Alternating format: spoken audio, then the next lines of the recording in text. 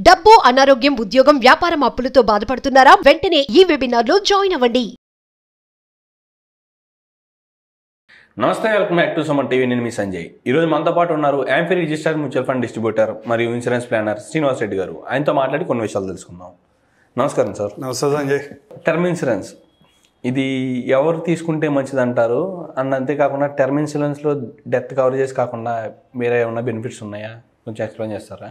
బేసిక్గా term insurance ఎవరు తీసుకోవాలి అంటే అందరూ తీసుకోవాలి. ఓకే. కానీ ఇన్సూరెన్స్ కంపెనీస్ అందరికీ ఇస్తాయి అంటే అందరికీ ఇవ్వవు. ఓకే. ఎవరికి ఇస్తాయి సార్ మరి?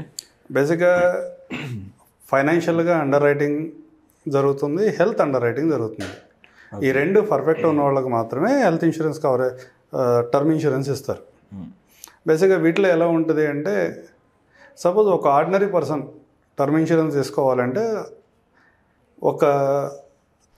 ఒక ordinary person, business person term insurance తీసుకోవడానికి, ఒక ఎంప్లాయీ ఏదైనా కార్పొరేట్ కంపెనీస్లో పనిచేసే ఎంప్లాయీకి టర్మ్ ఇన్సూరెన్స్ తీసుకోవడానికి కూడా ఇంటర్నల్ గైడ్లైన్స్లో, అండర్ రైటింగ్ గైడ్లైన్స్లో చేంజెస్ ఉంటాయి. సపోజ్ ఒక ఎంప్లాయీకి ఒక 4 లక్షల నుంచి 5 లక్షల శాలరీ వస్తే మనం ఒక 1 crore టర్మ్ ఇన్సూరెన్స్ వరకు అన్ని కంపెనీస్ ఆఫర్ చేస్తాయి.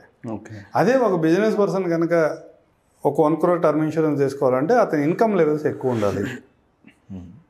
ఈ విధమైన గైడ్లైన్స్లో తేడా ఉంటుంది. దాంతోపాటు నీ క్వాలిఫికేషన్ కూడా టర్మ్ ఇన్సూరెన్స్ తీసుకుంటానికి అదొక అడ్వాంటేజ్ అనమాట. అంటే బేసిక్గా ఏదైనా ఎంప్లాయీ గ్రాడ్యుయేషన్ అయ్యి ఉంది, అతను 3 lakhs 4 lakhs శాలరీ ఉన్నట్లు కూడా మనం పాలసీ ఇస్తాం. అదే కొన్ని సందర్భాల్లో గ్రాడ్యుయేషన్ లేదు, అతను బిజినెస్లో ఉన్నాడు, దగ్గర అతనికి 10 నుంచి 15 లక్షలు ఇన్కమ్ ఉంటే కానీ టర్మ్ ఇన్సూరెన్స్ ఇవ్వం. ఓకే. దాంతోపాటు మన యొక్క అలవాట్లు, ఫిజికల్ ఎగ్జామినేషన్ అనేది మెయిన్. హైట్ వెయిట్ అంతా కంఫర్ట్గా ఉండాలి. అంటే బిఎంఐ అంటాం. బిఎంఐ లెవెల్స్కి దగ్గరగా ఉన్న వాళ్ళకి మాత్రమే టర్మ్ ఇన్సూరెన్స్ ఇస్తారు. దాంతోపాటు ఎలాంటి మేజర్ హెల్త్ ఇష్యూస్ ఉండొద్దు. ఓకే. మేజర్ హెల్త్ ఇష్యూస్ అంటే దాంట్లో బీపీ షుగర్ కూడా వస్తున్నాయి వాళ్ళకని, వాళ్ళ ఉన్న పరిస్థితుల్లో బీపీ షుగర్స్ పడి ఎలాంటి మేజర్ ఆర్గాన్స్లో ఎక్కడ ఇబ్బంది లేని వాళ్ళకి మాత్రమే పాలసీలు ఇస్తారు. ఓకే. దాంట్లో కండిషన్స్ ఎలా ఉంటాయి అంటే, బేస్డ్ ఆన్ హెల్త్ ఇష్యూస్ని బట్టి మనం మన అవసరాల తగ్గట్టుగా దాని ఆ ప్లాన్ కూడా మనం ప్లాన్ చేసుకొని తీసుకోవచ్చు. అంతేకాకుండా ఇప్పుడు డెత్ కవరేజ్ కాకుండా ఏమైనా బెనిఫిట్స్ ఉన్నాయంటారు వీటిలో? బేసిక్గా టర్మ్ ఇన్సూరెన్స్ తీసుకునేది ఎందుకు అంటే, మన బ్యాక్ ఎండ్లో ఉన్న మన మీద డిపెండ్ అయి ఉన్న ఫ్యామిలీ యొక్క ఫైనాన్షియల్ సెక్యూరిటీ కోసం. ఎవరైతే బ్రెడ్ విన్నర్ ఉన్నారో అతను కానీ ఏదైనా అనుకోని సందర్భంలో కనుక అతను ఆ ఫ్యామిలీలోంచి లేకపోతే వెనకాల ఉన్న వాళ్ళ యొక్క ఫైనాన్షియల్ సిచ్యువేషన్ మారకూడదు. ఇది టర్మ్ ఇన్సూరెన్స్ యొక్క మేజర్ కీ పాయింట్. ఓకే. దాన్ని బేస్ చేసుకుని మాత్రమే తీసుకుంటాం. దీంతోపాటు టర్మ్ ఇన్సూరెన్స్లో ఓన్లీ డెత్ కవర్తో పాటు యాక్సిడెంట్లు కవర్ చేస్తాము. యాక్సిడెంట్లో కొన్ని పాలసీస్లో ఏమవుతుందంటే, ఇన్కేస్ యాక్సిడెంటల్గా అతను కనుక మరణించినట్టయితే కనుక డబుల్ సమ్ అష్యూర్డ్ ఇచ్చే పాలసీలు కొన్ని ఉంటాయి. ఓకే. అట్లాగనే యాక్సిడెంటల్ డిజబిలిటీ బెనిఫిట్స్ అంటే, ఇన్ కేస్ కొన్ని సందర్భాల్లో ఏమవుతుందంటే, ఏదైనా మేజర్ యాక్సిడెంట్ జరిగినప్పుడు అతను చనిపోలేదు కాబట్టి నా టర్మ్ ఇన్సూరెన్స్ ఉపయోగపడదు. కానీ డిజబుల్ అయిపోయి ఉన్నాడు, అతను ఆఫీస్కి వెళ్ళలేని పరిస్థితిలో ఉన్నాడు, బయటకు వెళ్ళలేని పరిస్థితిలో ఉన్నాడు. అలాంటి టైంలో కూడా అతని ఇన్కమ్ రీప్లేస్ చేసే పాలసీలు కొన్ని ఉంటాయి. దాంట్లో యాక్సిడెంటల్ డిజబిలిటీ ఇన్కమ్ బెనిఫిట్ అంటాము, అలాంటి పాలసీలు ఉంటాయి. మేజర్ క్రిటికల్ ఇల్నెస్ వస్తే కూడా కొంత లంసం పే చేసే పాలసీలు కొన్ని ఉన్నాయి. క్రిటికల్ ఇల్నెసెస్ అంటే మేజర్ ఆర్గాన్స్లో ఏమైనా ఇబ్బంది వచ్చింది, హార్ట్ అటాక్స్ కానీ, క్యాన్సర్ కానీ, బ్రెయిన్లో ఇబ్బంది కానీ, ఇట్లాంటివి ఏమైనా వచ్చినప్పుడు కొంత సమ్మేషుడ్ ఇచ్చే పాలసీలు కొన్ని ఉన్నాయి. అట్లాగే టెర్మినల్ ఇల్నెస్ అంటాం మేజర్గా. ఓకే. సపోజ్ ఒక 1 crore పాలసీ తీసుకున్నారు, 10% or 20% టెర్మినల్ ఇల్నెస్ కవరేజ్ అంటారు. అంటే డాక్టర్ డిక్లేర్ చేస్తాడు, ఈ పర్సన్ ఇక నెక్స్ట్ 6 monthsలో కానీ 3 monthsలో కానీ తను చనిపోవడానికి అవకాశం ఉంది. ఓకే. అంటే రికవర్ అయ్యి బయటికి రావడానికి ఛాన్స్ లేదని కనుక డాక్టర్స్ డిక్లేర్ చేసినప్పుడు, నీ టెర్మినల్ ఇల్నెస్ కవరేజ్ అయితే ఎంత అయితే ఉందో అంత కవరేజ్ని కస్టమర్కి ఫ్యామిలీ మెంబర్స్ పే చేస్తారు. ఇంకేస్ తర్వాత ఏమైనా డెత్ జరిగిన సందర్భంలో మిగతా బ్యాలెన్స్ అమౌంట్ని పే చేసే పాలసీ కొన్ని ఉన్నాయి. ఓకే. అంటే నార్మల్ డెత్తో పాటు యాక్సిడెంటల్ డెత్ని కవర్ చేస్తాం, టెర్మినల్ ఇల్నెస్ని కవర్ చేస్తాం, క్రిటికల్ ఇల్నెస్ని కవర్ చేస్తాం, యాక్సిడెంటల్ డిజబిలిటీ వీటిని కూడా కవర్ చేస్తాం టర్మ్ ఇన్సూరెన్స్ పాలసీస్లో. అంటే సార్ ఇవన్నీ ఒక పాలసీలో కవర్ అవ్వదు సార్? అంటే డిఫరెంట్ పాలసీస్ తీసుకోవాలంటే? లేదు, ఇవన్నీ కూడా ఒకే పాలసీలో ఉంటాయి. ఓకే. యాక్చువల్గా మనం ఏ ఆప్షన్స్ మనకు అవసరం ఉంది ఆ అవసరాన్ని బట్టి ప్రీమియమ్స్ మారుతూ ఉంటాయి. ఓకే. అందుకని నేను చెప్పిన అన్నీ కూడా చాలా పాలసీస్లో అన్ని ఒకే పాలసీలో ప్యాకేజ్గా ఇస్తారు. అంటే సార్ ఇప్పుడు నేను పాలసీ తీసుకున్నప్పుడు నేను నార్మల్గా ఉన్నా, హెల్తీగా ఉన్నా. ఇప్పుడు పాలసీ ఒక 2-3 వాయిదాలు కట్టాక లేదా ఒక 1 year కట్టిన తర్వాత నాకు ఏదైనా హెల్త్ ఇష్యూ వచ్చింది, ఏదైనా హార్ట్ డిసీజ్ వచ్చింది అని దానివల్ల మేజర్ ప్రాబ్లం లేదు, కానీ స్ట్రోక్ వచ్చిందంటే ఫ్యూచర్లో ఎలా ఉంటుందని చెప్పలేని పరిస్థితి. అలాంటి వాళ్ళకి ప్రీమియం పెరుగుద్ది అంటారు మీరు అన్నట్టుగానే? ఆల్రెడీ పాలసీ తీసుకునేటప్పటికి నువ్వు హెల్తీగా ఉండి నీకు పాలసీ ఇస్తే తర్వాత ఏ హెల్త్ ఇష్యూ వచ్చినా కానీ నీ ప్రీమియమ్స్ ఏం పెరగవు. ఓకే. కంపెనీ ఏమవుతుందంటే ఇన్సూరెన్స్ యొక్క కీ రోల్ ఏంటంటే హెల్తీగా ఉన్నప్పుడు మనం పాలసీస్ తీసుకోవాలి. తర్వాత ఏదైనా ఇబ్బంది వస్తే కనుక ఇన్సూరెన్స్ కంపెనీ మనకు వచ్చిన ఫైనాన్షియల్ లాస్ని రీప్లేస్ చేయాలి. ఆ కండిషన్లో పాలసీ ఇస్తాం కాబట్టి పాలసీ తీసుకునేటప్పుడు నువ్వు హెల్తీగా ఉండాలి.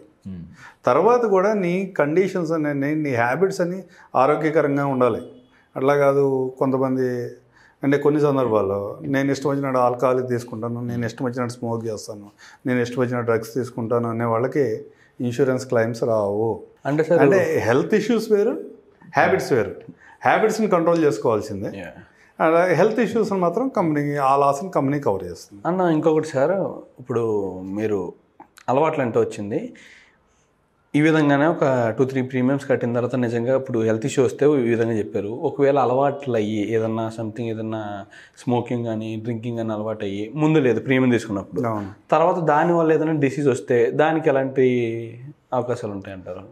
అలవాటు వచ్చినప్పుడు కొన్ని ఇనీషియల్ స్టేజ్లో అయితే కొన్ని ఇబ్బందులు ఉంటాయి క్లైమ్స్ రావడానికి. అది డిపెండ్స్ ఆన్ డాక్టర్ ఇచ్చిన రిపోర్ట్స్ ఆధారంగా చేసుకుని మాత్రమే క్లైమ్స్ ఇస్తారు. ఓకే. అంటే ఏదైనా సరే విపరీతం అయితే మాత్రం క్లైమ్స్ రావు. ఓకే. అదే లిమిట్లో అంటే చాలా సందర్భాలు ఏమవుతుందంటే ఏదో అకేషనల్గా ఉంటుంది, ఆ సందర్భం ఇబ్బంది ఏం లేదు, కానీ విపరీతమైనప్పుడు మాత్రం క్లైమ్స్ రావడానికి ఆస్కారం లేదు. సార్ కొంతమంది అంటుంటారు కదా, నేను పోయాక వచ్చే డబ్బులు నాకెందుకు, బతికొండగా వచ్చే అవకాశాలు లేవా అంటే ఈ రకంగా మాట్లాడుతూ ఉంటారు. టర్మ్ ఇన్సూరెన్స్ నాకు అవసరం లేదు, నేను పోయాక వచ్చిన డబ్బులతో నేనేం చేసుకుని అంటారు. అలాంటి వాళ్ళకి మీ సమాధానం? 2 విషయాలు. మన ఆలోచన విధానాన్ని బట్టి మనం పాలసీ తీసుకోవాలి. నేను బాగా ఫైనాన్షియల్గా నేను చాలా స్టేబుల్గా ఉన్నాను, మా బ్యాంక్ అకౌంట్లో ఎప్పుడూ లిక్విడ్ మనీ ఉంటుంది, ఇన్ కేస్ నాకు ఏదైనా బ్యాడ్ సిచ్యువేషన్ వచ్చిన సందర్భంలో కూడా నా ఫ్యామిలీ ఎవరు ఫైనాన్షియల్గా ఇబ్బంది పడరు అనుకున్నప్పుడు టర్మ్ ఇన్సూరెన్స్ దండగా. ఓకే. అట్లా కాదు, ఇవాళ వచ్చిన గ్లోబలైజేషన్ అడ్వాంటేజ్, చిన్న ఫ్యామిలీస్ నుంచి చదువుకున్నాం, మంచిగా చదువుకున్నాం, మంచి ప్యాకేజీలు ఉన్నాయి, లైఫ్ స్టైల్ చేంజ్ అయింది. ఓకే. అంటే ఒక గవర్నమెంట్ స్కూల్లో చదువుకునే పరిస్థితి నుంచి మన పిల్లల్ని గ్లోబల్ స్కూల్లో చదివిస్తున్నాం. మనం ఒక చిన్న ఇంట్లో ఉండే స్టేజ్ నుంచి ఒక 2 bedroom 3 bedroom ఫ్లాట్లోకి వచ్చాం. మనం ఇంట్లో అంటే ఒక 10-15 years బ్యాక్ మనం ఏదో ఒక సూపర్ లగ్జరీ బస్ ఎక్కి మనం ట్రావెల్ చేసే పరిస్థితి నుంచి ఈఎంఐలో కారు తీసుకున్నాం. అంటే అక్కడికి ఏమైంది, పిల్లల్ని మంచి ఎడ్యుకేషన్ చేపిస్తున్నావు, ఫ్యామిలీకి ఫెసిలిటీ కోసం నువ్వు మంచి కారు కొనుక్కున్నావు, దానికి ఈఎంఐ ఉంది, నీ లైఫ్ స్టైల్ చేంజ్ వల్ల నీకు వచ్చిన జాబ్లో వచ్చిన అడ్వాంటేజ్ వల్ల మంచి ఇల్లు కొనుక్కున్నావు, దానికి ఈఎంఐ ఉంది. ఇన్ కేస్ వరస్ట్ కండిషన్లో కూడా మనం లేము అనుకున్నప్పుడు కూడా ఇవన్నీ కూడా నీ ఫ్యామిలీ కంటిన్యూ కావాలంటే టర్మ్ ఇన్సూరెన్స్ తీసుకో. ఓకే. అది తీసుకోవాలా వద్దా అన్నది వాళ్ళ యొక్క ఆలోచన బట్టి ఉంటుంది, కానీ నువ్వు పర్ఫెక్ట్గా నువ్వు తీసుకోకపోతే ఎట్లా అయిపోతావు, లేదా నువ్వు తీసుకుంటే ఇట్లా ఉంటుందని చెప్పడానికి లేదు దీంట్లో కూడా. బేసిక్గా ఫైనాన్షియల్గా స్టేబుల్గా ఉండాలి, ఫైనాన్షియల్గా డిక్రీజ్ అవ్వకూడదు, వాళ్ళ ఎడ్యుకేషన్ కంటిన్యూ కావాలి, వాళ్ళ లైఫ్ స్టైల్ నేను ఉన్నప్పుడు ఎలా ఉందో నేను లేనప్పుడు కూడా అలాగే ఉండాలి అని ఎవరైతే ఆలోచిస్తున్నారో వాళ్ళందరూ కూడా ప్రాపర్ టర్మ్ ఇన్సూరెన్స్ తీసుకోవాలి. ఈ టర్మ్ ఇన్సూరెన్స్ అనేది పోయిన మనిషిని తీసుకురాలేదేమో, కానీ వాళ్ళకున్న బాధ్యతలను అయితే ఖచ్చితంగా కంప్లీట్ చేస్తాను అనుకుంటున్నాను. Thank you very much sir. Thank you Sanjay.